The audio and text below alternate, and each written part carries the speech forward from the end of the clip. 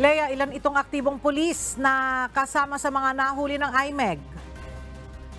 Magandang tanghali sa iyo, Ella. Aabot nga sa 69 ang naaresto ng mga tauhan ng Integrity Monitoring and Enforcement Group ng PNP sa loob ng isang taon nilang operasyon.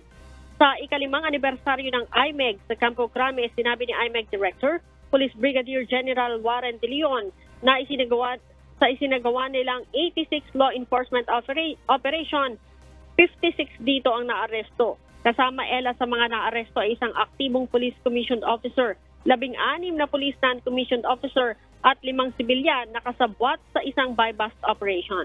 Habang sa mga wanted person naman Ella, 21 ang mga naarestong non-police commissioned officer at 26 naman ang naaresto na retirado na o kaya naman ay mga pulis na inalis na sa serbisyo. Samantala, ibinida din ng IMEG ang 49 na criminal case na naisampa nila sa prosecutor's office. 46 ang administrative case na naisampa naman sa Internal Affairs Service kung saan 30 ang pending for resolution.